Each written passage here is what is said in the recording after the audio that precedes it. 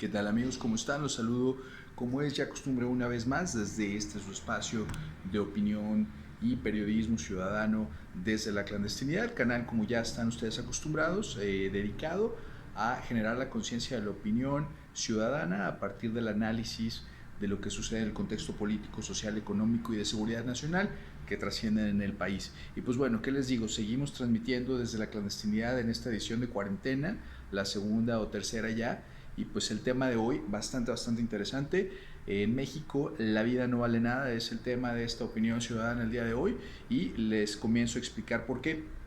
Decía el gran José Alfredo Jiménez, no vale nada la vida no vale nada, comienza siempre llorando y así llorando se acaba. Por eso es que en este mundo la vida no vale nada. ¿Y qué razón tenía? Porque en México efectivamente, a partir de lo que estamos viviendo en esta pandemia global, esta rima folclórica extremadamente conocida para todos nosotros vino a tomar un nuevo significado y la vida se juega en un volado y así pues no vale nada, a decir verdad. ¿Por qué menciono el tema del volado? Explico. Ante la actual crisis sanitaria a nivel mundial, México no es necesariamente el país con la mejor infraestructura hospitalaria o con un sistema de salud sólido, que vamos, hemos visto que tiene bastantes deficiencias. Entonces, de no respetar los lineamientos establecidos por la Organización Mundial de la Salud, estaríamos viviendo como nación un inminente colapso en nuestro sistema de salud, eso es cierto. No tendríamos suficientes camas, equipo médico, respiradores, recursos humanos para enfrentar este escenario. Los hospitales estarían abarrotados completamente, colapsado el sistema. Entonces, de estar ahí viviendo este escenario del cual no somos tan lejanos y cada vez estamos más cerca aparentemente, ¿qué es lo que establece la Constitución al respecto? Vamos por partes.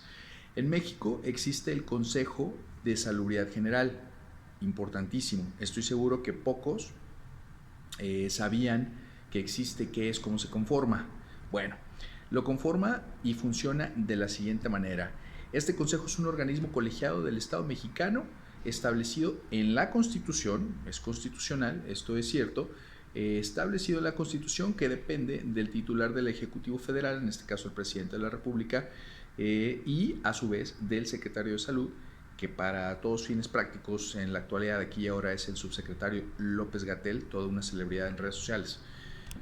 Tiene el carácter de autoridad sanitaria con funciones normativas, consultivas y también ejecutivas. Son vocales del Consejo los secretarios de Hacienda, de Bienestar, Medio Ambiente, Economía, Agricultura, Educación, Comunicaciones y Transportes, IMSS, ISSSTE, DIF y hasta la UNAM.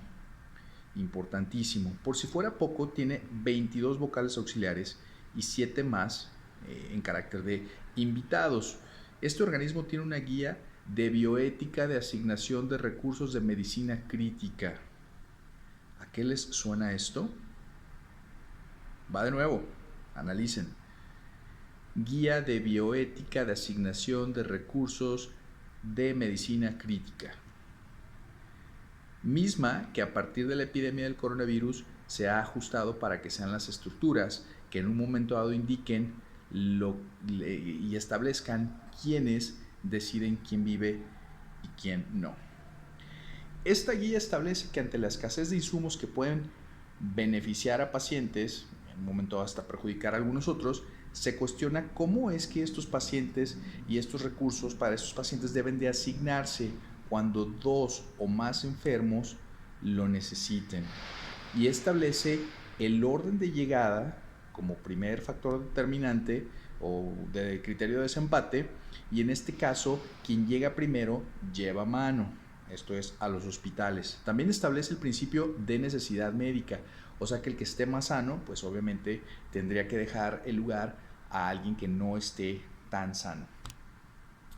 Y bueno, para ello instruye la creación de equipos de triaje que serán los encargados de asignar los recursos escasos de medicina crítica en el caso de los pacientes a atender. También existe el criterio de atender al más joven antes que atender a personas de mayor edad, al más viejo, afirmando que los menores deben recibir la atención de cuidados intensivos sobre los mayores de edad y establece rangos de edades de la siguiente manera.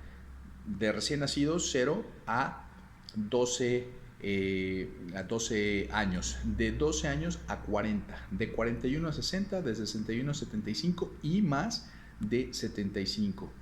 Y aquí viene lo verdaderamente escalofriante o lo verdaderamente que se tiene que pensar y analizar. Establece también que en caso de empate de priorización entre dos pacientes que requieran la atención, la decisión deberá tomarse al azar y pone, por ejemplo, lanzar una moneda al aire. ¿Sí?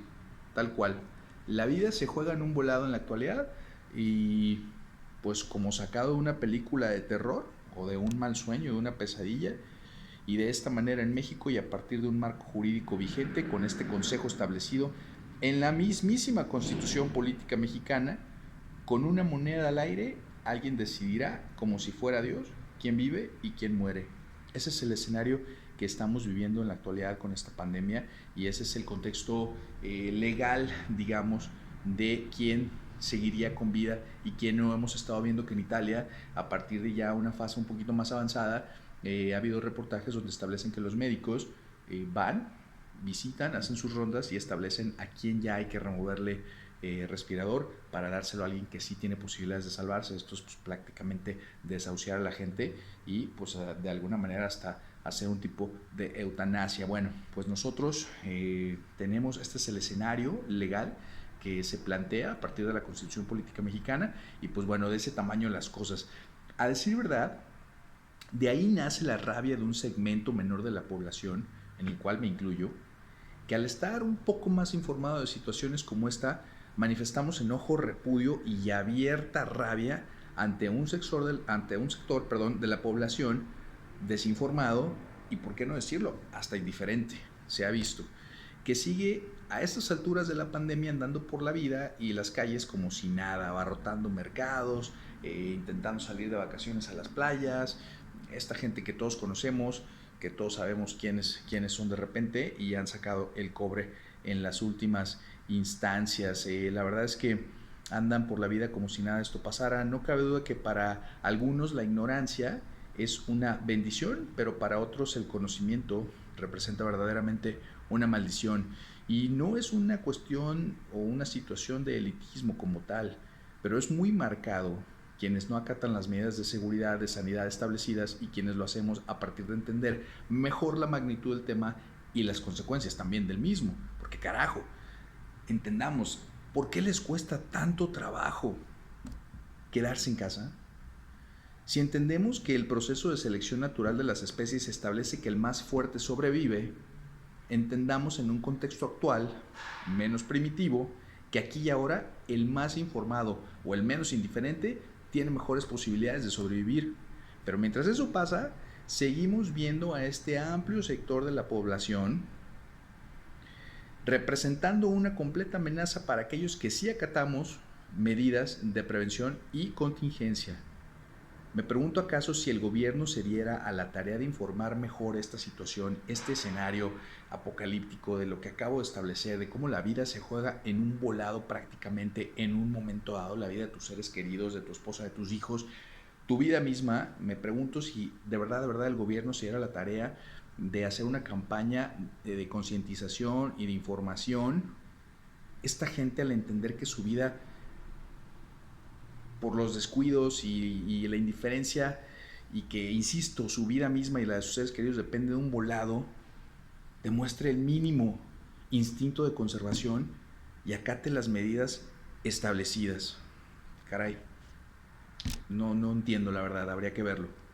O bueno, o simplemente como buenos mexicanos, botella de tequila en mano, nos lamentaremos de lo injusta que es la vida y cantaremos al son de José Alfredo que en México no vale nada la vida no vale nada. Y mientras esperamos que todo mejore, nuestro presidente, lejos de unir, de generar, de producir, de diseñar una estrategia que nos ayude en estos tiempos, que nos dé confianza y certeza a partir de las circunstancias, sigue viviendo complots imaginarios y se pelea con gente de los medios, con Chicharito, con Thalía, con un comediante, con Derbez. Caray, ese es el líder, esa es la persona que está a cargo del gobierno. Pues la verdad es que es lamentable es francamente inverosímil, ¿por qué no decirlo?